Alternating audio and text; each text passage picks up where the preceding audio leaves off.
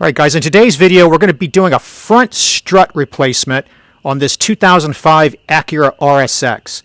I'm going to grab a 19mm socket and we're going to go ahead and get the front wheel off, and then I'll show you what we're looking at. Alright guys, taking a look at the service manual for this Acura RSX, and we just want to see where we can jack it up, where it's safe, right? So they got in here where you can use a lift if you're in the shop, or if you can use jack stands and a floor jack. So we are looking for this reinforced area, part A, for the jack, right in the front. And that little area right behind the front wheel that is like a curved, rounded edge on the pinch weld is where you can put your jack stands. So one of these behind each of the front wheels. Just be careful that the rocker cover made of plastic kind of starts right behind that. So you won't really have a lot of room for a jack and a jack stand unless you have a low profile small type.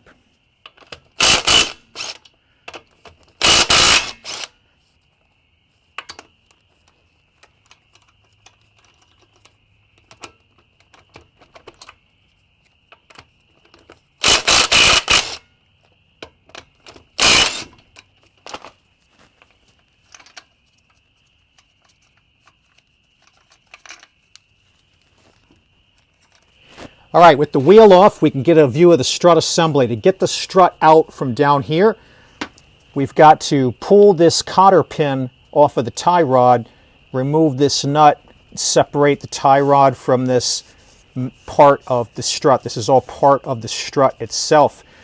We've got a couple of bolts here and nuts that have to come off. On the inboard side, we've got a couple of small bolts that are holding the brake line and the speed sensor. So let me get some sockets and we'll pull these two small fasteners first, and then we'll go after the tie rod. All right, we'll first go after this 10mm that's holding the speed sensor on. There's a bracket that's welded onto the strut.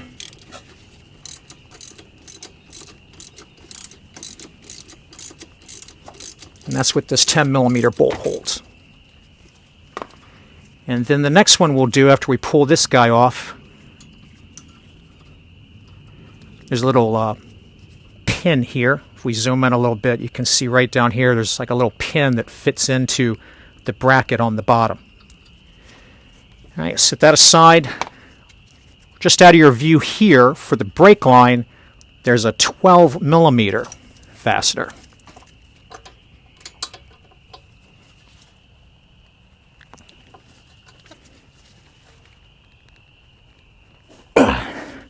And it is rusted on there solid. Let's see if we can get some more leverage on it.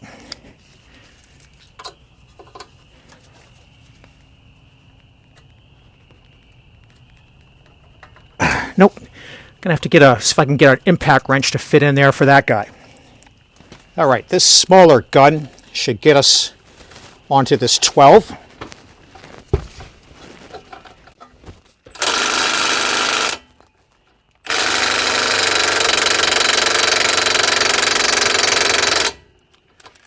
Yeah, he's on there. We're going to try with this 1/2-inch breaker bar.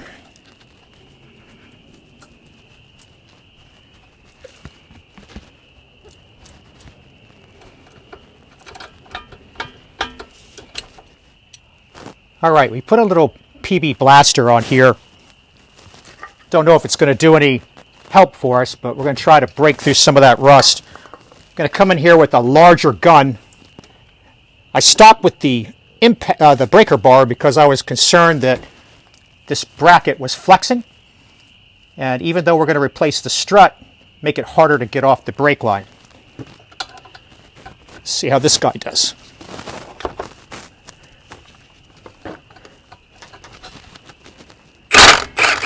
All right, yep. So when all else fails, you bring out the BFG. All right, so now we're going to go after this cotter pin or split pin. If you guys see the light there, so this one doesn't look like it's too badly corroded. These can sometimes be really bad to where you have to drill them out, but this one looks okay. Now the owner of this car mentioned Indiana, so I don't know if that's where this thing picked up its rust or what, but what we're trying to do here, I'll show you in a mirror. There's a head to this. If you can see there, right? There's a little head on the end of this cotter pin, and we're just trying to grab that and pull it straight through from the back side.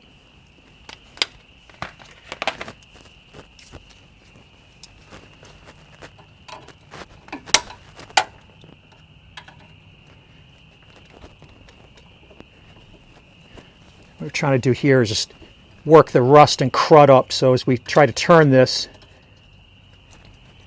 we should get it to where it can pull through. And again, if you get to where it's not moving on you, you can optionally just cut it off and drill it out. And we'll try to avoid that here.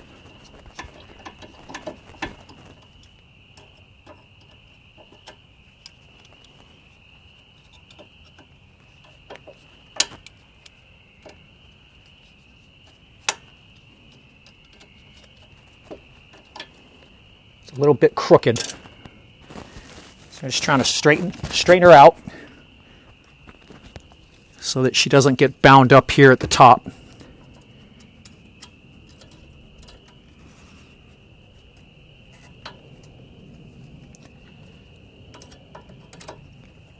Come on. Almost. All right, there she is. So this has to be discarded. We're going to need a replacement one of these when we put the replacement strut in. All right, to extract the tie rod end from this strut arm, we're going to need a special tool to push this out now that we've removed the cotter pin. We're going to pull the nut off first, but I'm just going to show you the tool that we're going to be using. So we've got a couple of choices. There's a tool like this that would fit in here, and there's a tool like this that'll fit in here. And I'm probably going to go with this version just because this boot is already kind of cracked and we're trying not to cause any new problems. This type is a tighter fit and I'm afraid it'll cause this boot to crack. So we're going to go with this, which is my OTC 6296 after we extract this nut. All right, this nut is a 19 millimeter. So we'll see if we can get it off the 1/2-inch breaker bar first.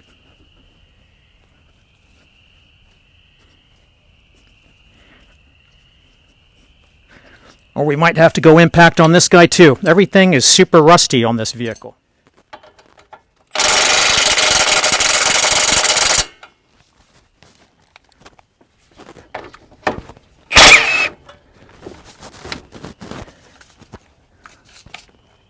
I'd have never seen a fastener that can win with this guy.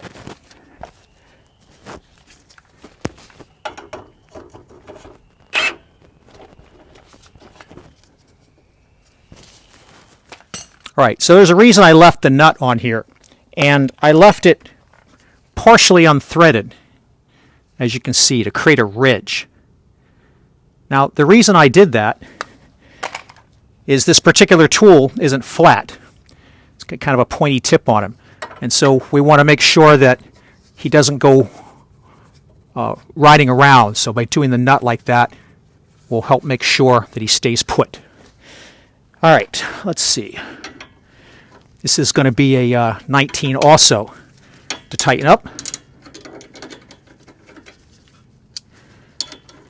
You can probably tell I prefer, whenever possible, to just use manual tools.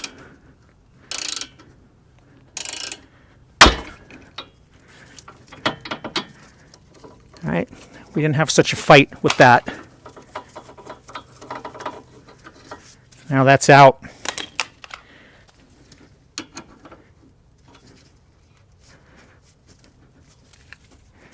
Of course, now we got to get the nut to let go without having the friction. Sorry, I'm going to block your view for a moment, but what I'm going to have to do is kind of pull this back down and get the nut off, because what will happen in this situation where there's rust on the tip, as we try to turn this, the whole ball joint will turn, right? So we got to overcome that but we've protected the end of it by putting the nut on like this. Let me get this guy off and then we'll pull him out.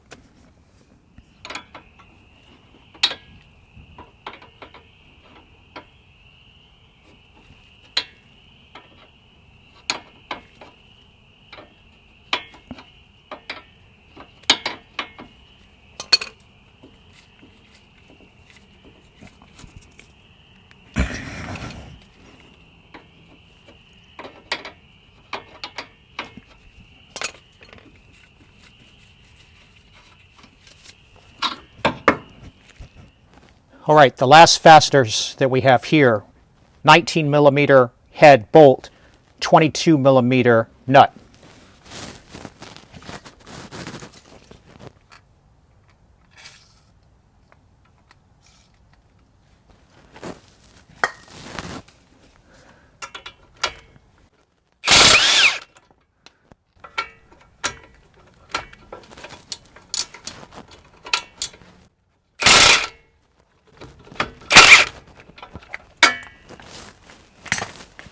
All right, get this 22 millimeter nut off of this guy.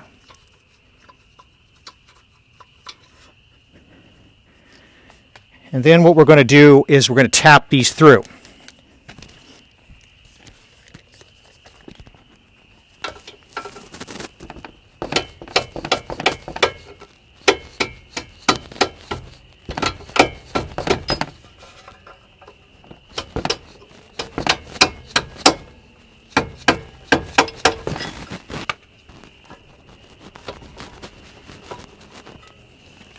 Now down here on the lower one, we've got the brake line. So make sure you pay attention to that brake line. Don't damage it as you try to drive this guy through.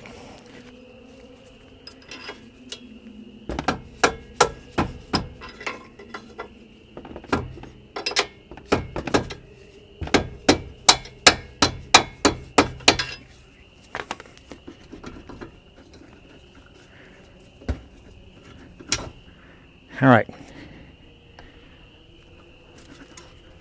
This whole thing is going to want to come over to you. You're going to have to push back against the rotor, get it back into the spindle until you get the last one of these off. I'm sorry, I'm blocking your view for a moment.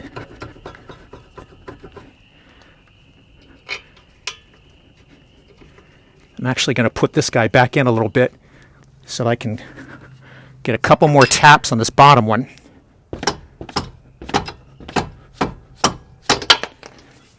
Now I'm going to leave this in there.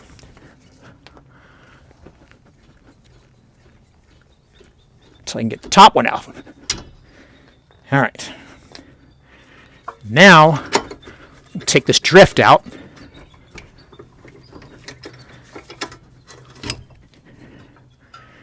And we are free on the bottom. I'm just going to take a pry bar here.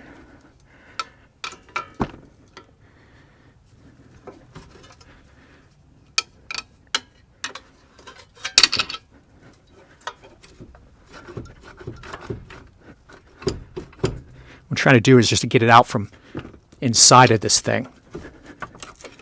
Get the spindle separated from the actual strut. Some corrosion right here at the top. There we go. All right. All right, so this guy will just sit here just like this. And now we are all free on the bottom. What we got to do now is go up above here. So just come straight up on top under the hood.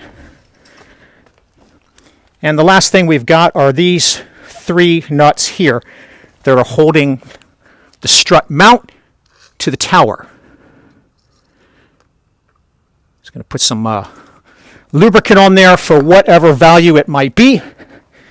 Let's see what size these are. These are 14s.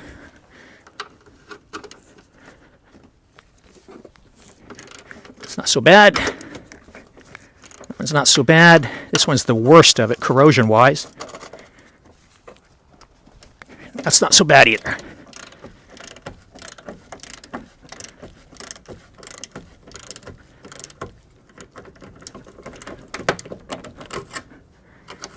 can see there's just a lot of corrosion on the stud as well as the nut for that particular one. I'm going to leave this one on part way just so the thing doesn't drop down on us. We'll take this one all the way off. We'll sit this guy right up here, and then we'll finish with this really rusty one. And yeah, you could zip it off with the impact wrench. I see I obviously have that. I just prefer to do things with the manual tools whenever I can. So all we're doing on here is just grinding through the rust.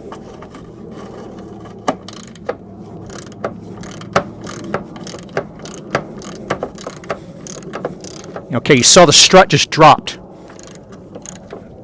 That's why we had that there.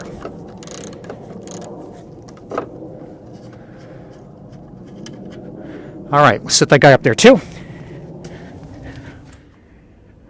All right, so now we'll come back down in a second here. What I'm doing is I'm grasping the strut with my right hand, and I'm going to take this off with my left hand so that I got some control of it, and come back down. So now what we just got to do is we've got to extract this guy right along this side towards the back, and it'll come straight out. So some things to notice about this. On top of the strut mount, you'll see there's this little diamond, little arrow, and an L. So this is how you know this side faces out. There's also a white paint mark from the factory. So this side faces out, and this is the left. This is a factory assembly from 2005. There's the Honda number, 51602 S6M A22. That 0-M1 isn't typically something you'd see in the replacement part system. This is the assembly line part. The replacement part would end in the A22. So let's go ahead. We're going to get the one on the other side off. It's the exact mirror image of this. I'm not going to show that because it's the same thing we just did. And then I'll show you what we're going to do to replace it. All right, we've got both of these out. The passenger side wasn't as badly corroded as the driver's side. So what you see here is the same little arrow pointing outboard and then an R. And then the part number on this side, 51601 S6M A22. And the part number on the driver's side, 51602. So that's the only difference. 602 originally for the driver's side assembly, 601 originally for the passenger side. So let me tell you some stuff about these, but first let me show you what we went through. So this is a shot, if I get the right page here, it's a shot of the service manual. And what you normally would do is disassemble this assembly that we have here and replace the failed component, whether it be the mounting base, because this can be rusted out, or whether it be the spring, or whether it be the strut itself, or any of these other components, the seat, the bearing, the bump stop, and there's also this bellows piece on the 05 to 06 models. So everything I showed you so far is applying to 2002 to 2006, but we can put these into two different generations, 02 to 04, 05 to 06. The parts are not interchangeable. So the springs, let me see if I can get a better diagram here. The springs are different whether you have an automatic or a manual on the base RSX or whether you have a Type S. There's three kinds of springs. That's because on the base model, the weight of the transmission between automatic and manual is different. So there's a spring for each to maintain the ride height. On the 05 to 06, the struts are the same on the base model, whichever transmission you have. The spring is different on the Type S, and the strut is different on the Type S 05 to 06 OEM Honda parts. The reason for that is the Type S has a 6-speed manual, whereas the base has a 5-speed manual, but the tuning of the suspension is different, so it requires different valving inside of the strut, and it's a different design on the spring. Most of these other parts are interchangeable, although the S also has a different top mount. As it turns out, Honda has discontinued the springs and the struts. Most of these other pieces you can still get, but the springs and the struts are gone. They used to sell complete units like these numbers we just looked at. Those are discontinued also. Now again, I'm talking 05 to 06. When you look at 02 to 04, you can't interchange the parts, but it's the same deal. Springs are tied to transmissions, and there's different springs for base and Type S. Same with the struts. All discontinued from Honda 02 to 04 as well. So when you get a discontinued situation, your only option is new old stock NOS, or you have to resort to aftermarket. A good aftermarket strut, nobody makes springs aftermarket that are worth anything. You're going to have to pull those, either use your original ones or get them off a salvage card. It's OEM. Good 02 to 04 struts would be KYBs. I'll put a link to all these part numbers in the description, OEM and aftermarket. Unfortunately, KYB has discontinued their struts for 02 to 04. The only company that's worth anything that made a 05 to 06 strut was Gabriel. And those 05 to 06 struts are also discontinued. In 02 to 04, Gabriel still makes a complete assembly. It's, not the same as OEM ride height, not the same as OEM quality, not the same as OEM noise-wise, but at this point, with the age of the vehicles, that's all you've got, and that's for 02 to 04. Technically, you could probably get that to fit on an 05 to 06, but Gabriel doesn't specify that fitment. I'm going to go ahead and disassemble one of these to show you what you would do in the event you find one of these discontinued parts, so you know how to take apart the strut and put it back together. But what we're going to do on today's vehicle is the owner brought me their own parts, and what they brought me were a set of originals off of another 2005 RSX. In this case, a very low mileage Southwestern rust-free car. You can see up here on top, everything is pristine. So there's no corrosion, even cosmetic-wise, to speak of. And so we're going to put these on. Since the mileage that this came off of is significantly less than this vehicle, this will probably last the remaining life of the car. I don't know if I mentioned at the beginning of the video, but the reason that the owner asked me to replace these struts is there is a knocking sound when you go over a speed bump or when you have a fast stop, a fast deceleration event, and that is probably due to a problem in the mount or the bearing, because it's definitely coming from the strut. But as corroded as these were, you would want to replace the whole thing, but we can't get the parts. So this is what we're going to do for this owner's car, but I will show you the disassembly. So last thing I'll show you on these printouts here, I did include one piece from the front suspension area just to highlight this tie rod piece that we pulled. You will need to replace this cotter pin that we took out on both sides, so you'll need two of those. I'll give you that Honda part number. You might want to replace this boot. Depending on the corrosion, you might want to replace the nut. These parts are still available at the time this video is being done. If you do rebuild the unit, you'll have to replace this center nut that sits right here, number 14. This guy. This is a one-time use nut. Once you take it off, you got to discard it. But other than that, you can reuse the parts that don't need to be replaced. When we put it back together, torque on the 19 millimeter lug nuts is going to be 80 foot-pounds. They've got it as 79.6, but I'd call that 80 foot-pounds. When they talk about putting the strut back together and you reassemble it, that nut that I told you that has to be replaced, on 02 to 04, it's 33 foot-pounds. On 05 to 06, it's 43 foot-pounds. Again, there's a difference in the spring design, so there's a difference in the torque value. They go through how they would compress the spring. I'm going to show you how I compress the spring. We don't have a big shop type tool. We got a more portable tool, but it's still a lot better than these widow makers that you can rent at the auto parts store. They tell you how to test the strut, and I'll show you that. And then they show how with a 6 millimeter Allen, and then you come in here with a wrench, how you get that bolt off, or that nut rather off, so that you can disassemble this unit, and they repeat that torque value that I already gave you. When you put it back inside, they highlight that little arrow and that letter that I showed you to make sure that that is what's facing to the outside of the vehicle. And then they tell you that these three nuts up here get torqued to 33 foot-pounds. These two 19 millimeter bolts, those 22 millimeter nuts, those guys get torqued to 101 foot-pounds. Those are heavy-duty ones. The nut that goes on the tie rod is going to get torqued to 40 foot-pounds, and they show you the two recommended ways to bend the split pin. This is the way we found it, so this is the way we're going to put it back on. That 10 millimeter bolt is going to go to 7.2 foot-pounds, so you could just go with 7 on that. And that 12 millimeter bolt for the brake line is 16 foot-pounds. So that covers all the torque values.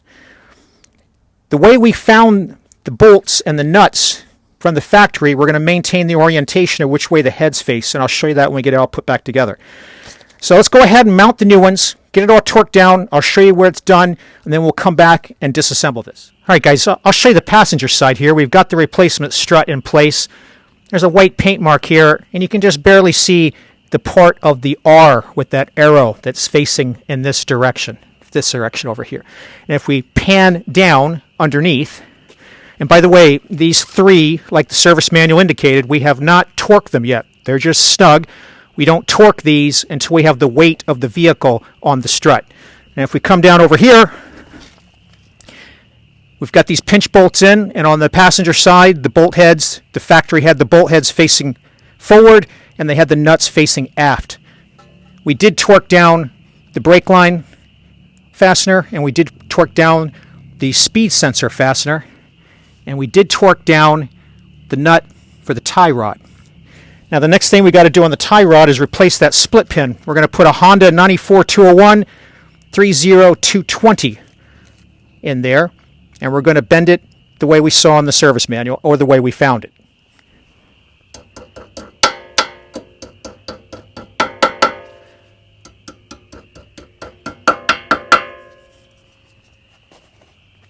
All right, I also wanted to make sure to point out on this brake line fitting here, this metal, make sure this ridge, this lip here, fits into this bracket. Don't accidentally get it up on top and smash it. So make sure it fits right into that cutout that's designed for it. All right, and then again on the driver's side, this is torqued down, the split pin's in.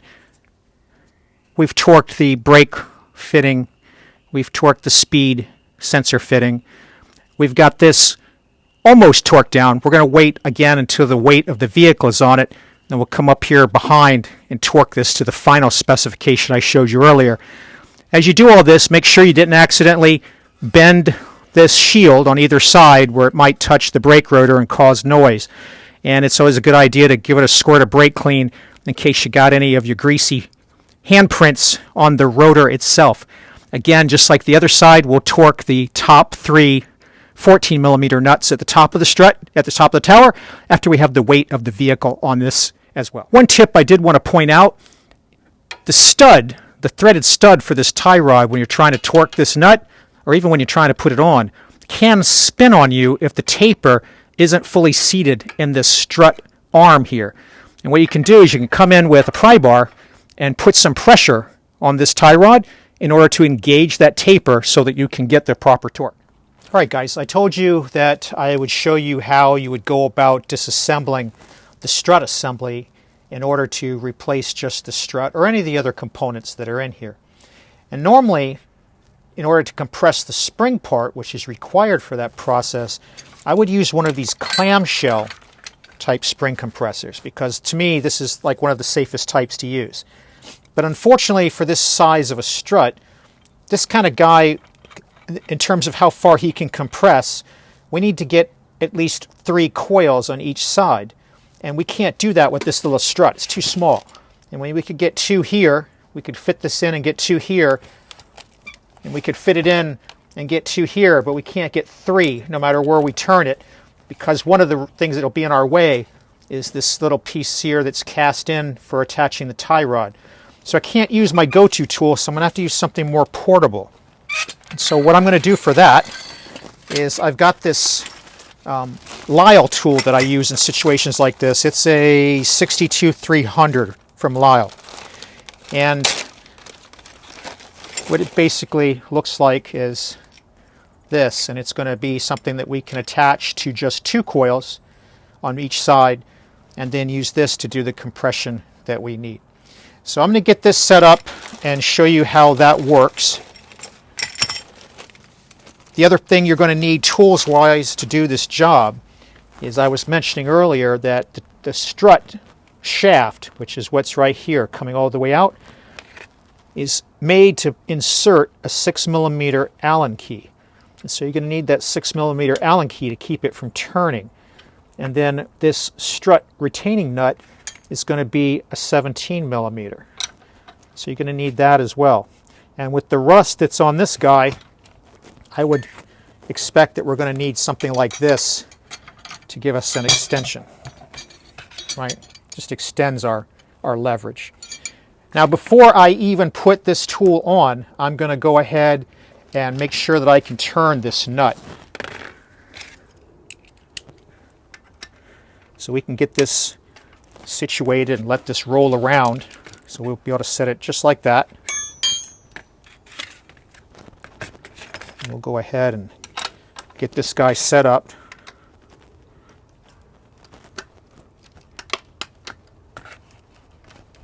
Make sure it's in all the way. Get it against the ground. Get this on where you have some leverage. And all we're going to do is just try to loosen it. We're going to have to stand up for this one. Maximum leverage.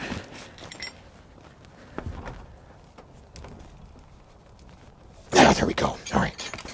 That's all you want to do until you put the compressor on. We just wanted to get it loosened up so that we don't have to fight with it with this tool in the way.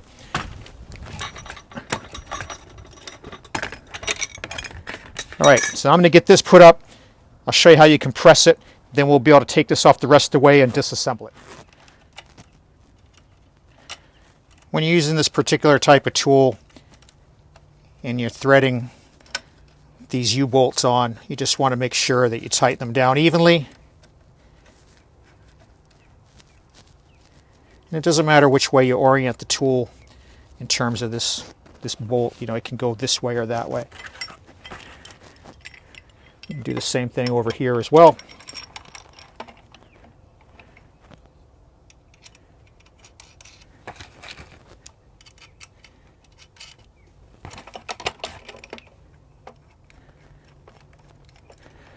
Just open it up until you got enough clearance to get these all in position. Whoops. Now, there's different styles of these kind of compressors. This is more of an American design.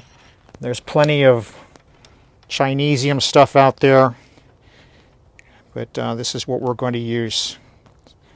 For a 2-piece design like this, I feel this is the safest design that's out there.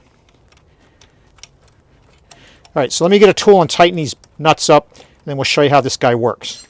All right, we got this guy on these 2 coils, and we got this guy on these 2 that we're going to go squeeze. And the way this tool works, if I flip it over, one side of the tool, one set is marked with an R, and the other is marked with an L. So, you know, you keep the L's together, you keep the R's together, and they go on opposite sides. It doesn't really matter how you orient it. I'm just going to orient it like this, just personal preference. And then we're just going to start tightening this up. I'm going to get this slack out of this guy until I have to put something on this end. This particular tool does claim that it's impact safe, but I just prefer to use a manual tool. So I'm just going to crank this down, and I'll bring you guys back when we've got it sufficiently compressed. All right, it's a long, tedious process, but at some point when you're tightening this guy up, you'll notice that you've got movement here on the bottom. When you've got movement on the bottom, you're ready to proceed with the disassembly.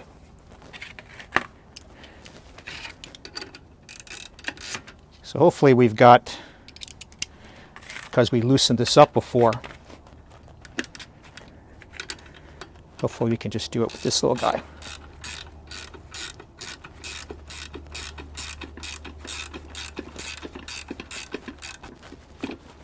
a lot of rust on this one, so. Now while you're doing this, the danger plane is here in line with the spring. So you always want to be standing or sitting or kneeling like I am in the opposite plane. So I'm on this plane, the spring's on this plane.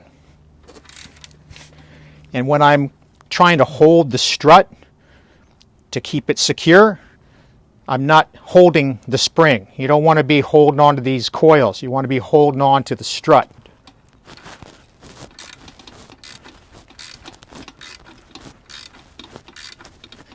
Unfortunately, this is so rusty that I'm going to need just to use a longer wrench here.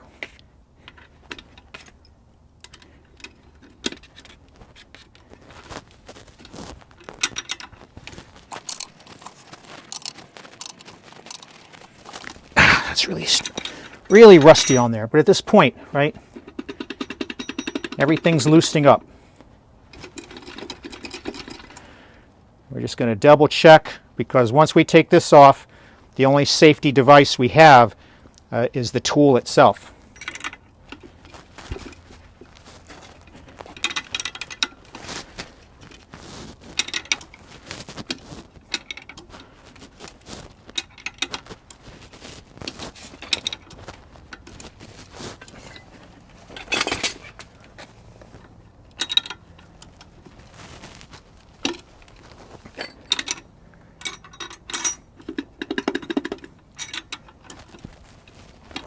Just a lot of rust.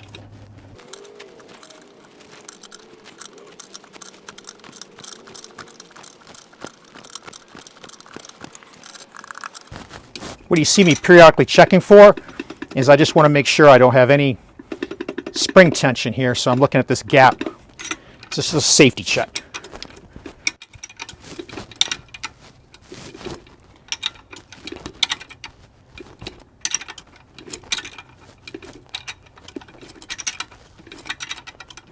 Yeah.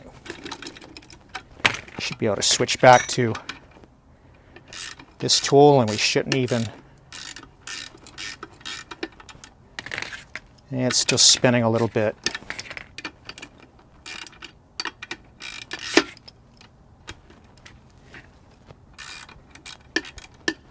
There we go. All right.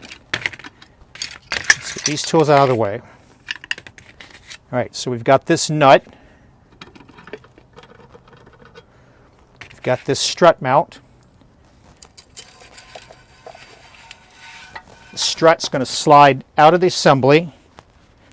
We got this rubber bumper, and then in top of the spring, it's just kind of stuck on here. We got this top piece and this rubber bellows part. So let me carefully extract this. There we go. All right, so this is going to separate out from the top. Just give me a second.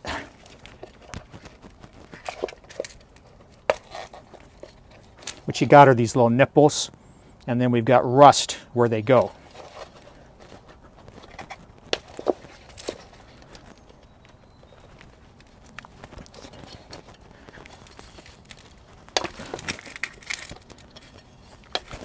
Now you normally wouldn't have to worry about pulling that out. I'm just doing that to show you all the pieces, right? So then these are all the pieces. So let me get the diagram from the service manual and show you how all that goes together. All right, so let's separate this guy. Well, he did separate. All right, so there's this piece that's greased. It sits underneath this. I thought I was going to have to pry it apart. So now we can see the pieces from the service manual diagram. So there's the nut that we removed, part 14. Part 12 attaches to the studs that are going up through the strut tower. So that's what 12 is. So 14 is the nut we removed. Now we've got this top piece. Then we've got this little bearing piece. This is this big metal piece. Now when you look at the insulator here and the bumpers here and the bellows, These are going to be pieces that vary by year.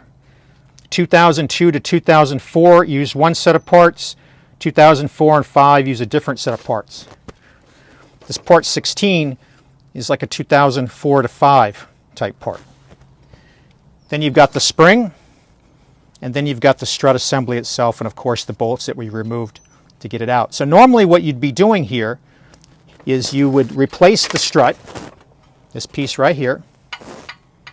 You would reuse the spring, although we could certainly replace the spring if it's broken with this same process.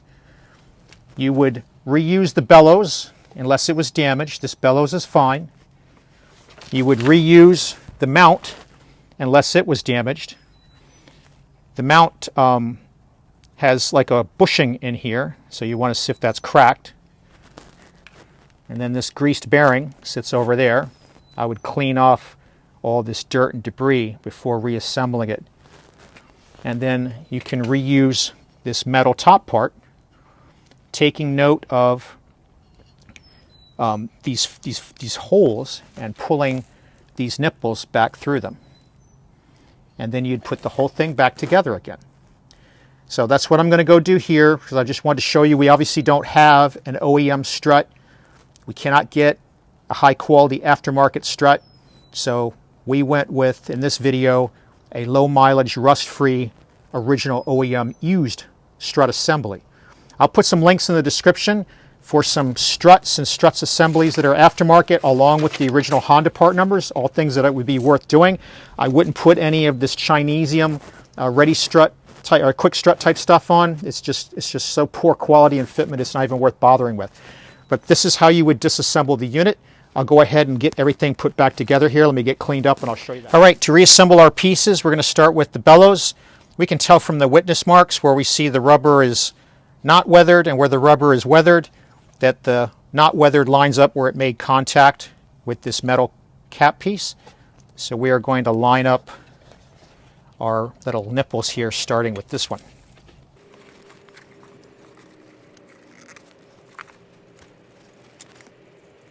Might need to get a different puller tool here. Not much to grab onto.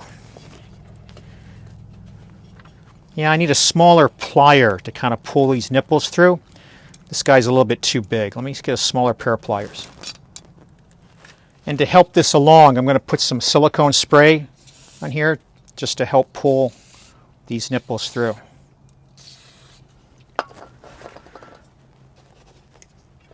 And again, if we were doing this for reals, we would have cleaned this guy up. There's one.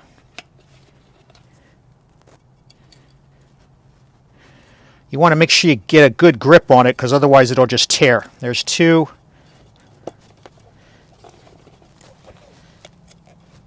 There's three. And I think this one actually was damaged when we got it. I don't know. Let's see. Not much to grab onto there. Yeah, I think this one actually was missing the little retainer, so there's nothing we can do about that. And we'll take this bearing assembly and we'll put it back in position like that.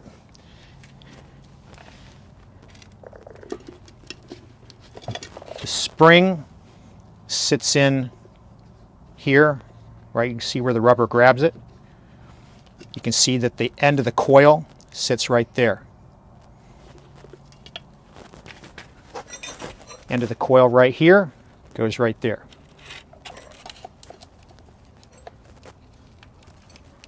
And then again, just because it's old, we're going to put some silicone in here to help it along.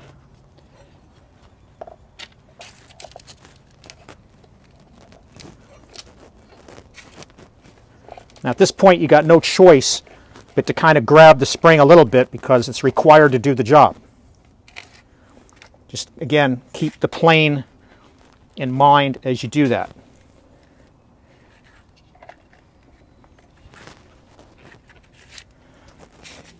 Next thing we're going to have to do is return this bumper. So that just goes on the new strut. This There's a lot of grease on the top part to keep in mind too. The bottom coil is going to sit right up against here. So this shape you'll have on the replacement strut, that guy's going to go sit right there.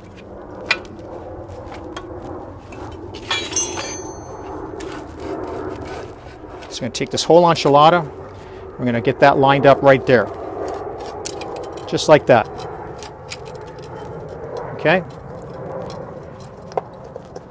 Make sure the bellows isn't all kinked up. It just sits here. It doesn't snap on or anything. It just sits here. Then we can put the mount and bearing back on the top. What we're going to have to do is actually, you know what? I forgot to show you something. How can you test the strut? So whether the gas charge in here is still good.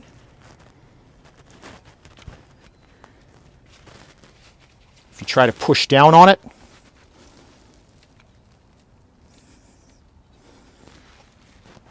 it should come back up. And you notice that this one's slowly coming back up, but it's not coming up a lot. So this strut does need to be replaced. I'm having to pull it up manually.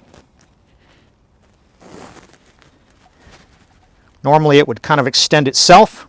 When you buy a new one, they're usually strapped in a partially depressed position. But in order to show you this reassembly, I've had to pull it out manually.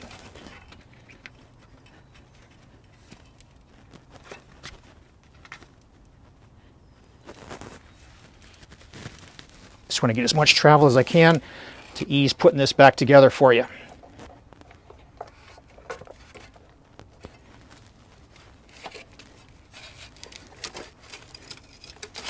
All right, get that bottom piece in the way we want it. Get this top piece in now where we can get the nut going. We're going to put our 6mm socket back in.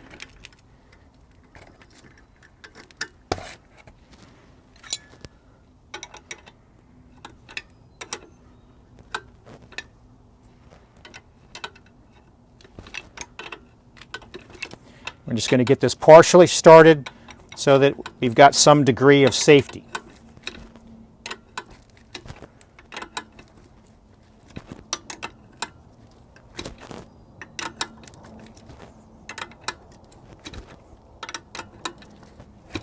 All right, at this point, before I go any further, I'm just making sure I've got this lower coil where it sits. I've got this bumper pushed into the top coil.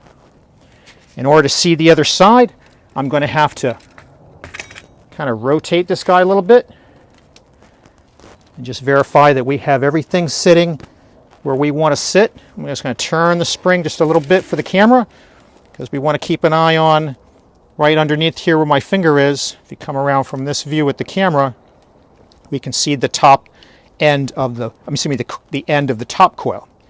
And we want to make that sit in that bumper just the way we found it.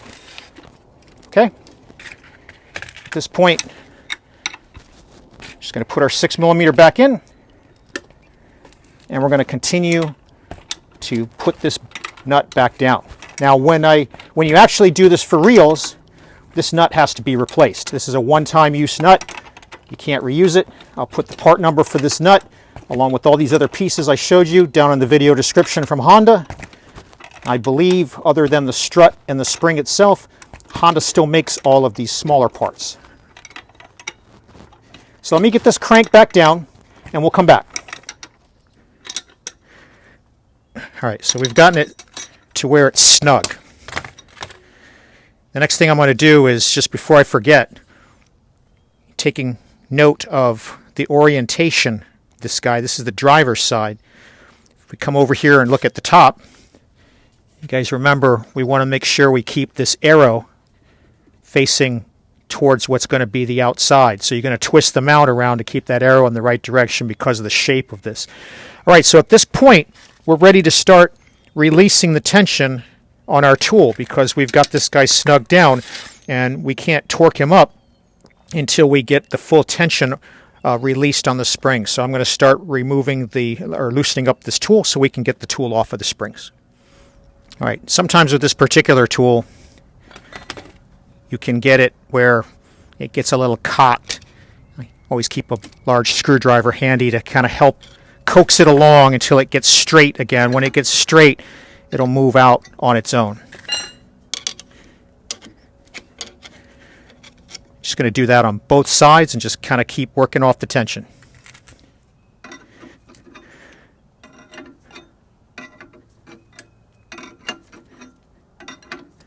So just like putting it on, we just want to release the tension evenly on both sides, just a few turns at a time.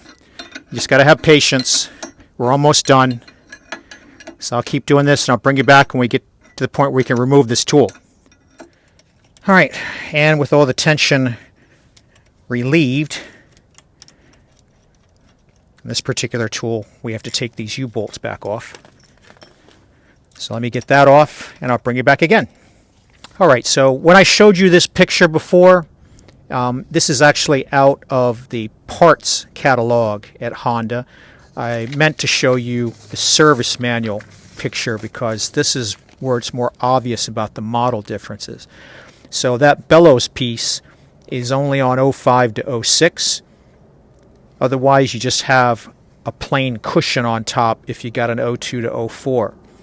And then the bump stop that we saw that I did tell you was 05 to 06 looks like this on 02 to 04. The strut and the spring, the nut, the mounting base and the bearing and the upper seat are all shared, but the torque's different. So that nut on a 02 to 04 gets torqued to 33 foot-pounds, and on 05 to 06 that nut gets torqued to 43 foot-pounds.